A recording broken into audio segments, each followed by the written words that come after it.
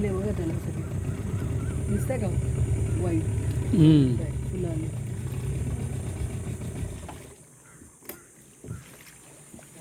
अच्छा आता काठीने झालं ना. नाही ते थांबवणार आहे. अच्छा या इकडे शेंगा दिसायच्या झाडांच्या बिया आहेत हे सर, बघा, हे सगळे आणि दिसतंय. त्या बियांची रचना वरती आहे बघा. बियांची रचना निसर्गाने अशी केली आहे की खालून त्या टोकदार आहेत, वरून खाली पडल्या की आपोआप जमिनीत किंवा चिखलात रुततात आणि परत झाड तयार होतं. झाड तयार होतं. मनुष्य लावेल अशी निसर्गाने अजिबात वाट बघितलेली नाही. कारण निसर्गाला माहित होतं मनुष्य प्राणी लावणार कमी असलेले तोडून टाकणार, त्याच्यामुळे त्याने स्वतःचं डिझाईन स्वतः तयार केलं. तर हे येथे ॲनाकोंडा मूवीची शूटिंग झाली होती. ॲनाकोंडा आला तर घाबरायचं नाही, बोटीत येणार नाही आहे. हे आचऱ्याचे कांदळ वन, खारफुटीचं वन किंवा मॅनग्रोव्हचं वन हे साधारण 210 हेक्टरमध्ये पसरलेलं आहे, म्हणजे 600 एकरमध्ये.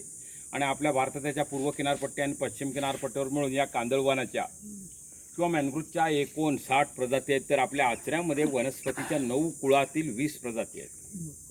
या झाडांना सुद्धा आपल्यासारखं कुळगोत्र आहे. जसं आपलं कश्यप, सारस्वत वगैरे काही कुळं असतात, तशांची रायझोफोरेसी, एकॅन्थसी, सोनरसी, मेलियसी अशा वनस्पतीच्या 9 कुळातील आपल्याकडे 20 प्रजाती आहेत. आणि काही प्रजाती या आचऱ्याच्या कांदळ वनातच सापडतात.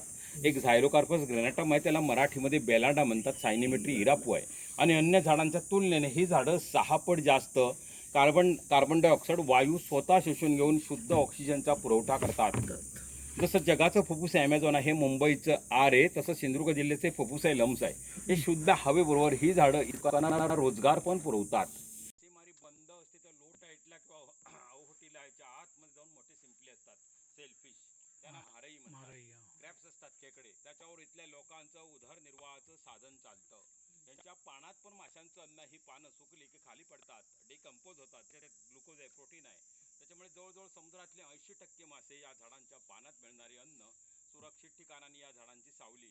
म्हणून समुद्रातले 80% मासे इथे येऊन पिल्लांना जन्म देतात किंवा अंडी घालतात. त्याच्यामुळे खऱ्या अर्थानं मॅनग्रोव्ह हे माशांचं जन्मस्थळ किंवा पाळणाघर असं म्हटलं जातं. या पूर्ण वाढीच्या मॅनग्रोव्हच्या झाडांना जमिनीत 10 जणांपर्यंत मुळं आहेत. एक एक झाड 3 ते 4 गुंठे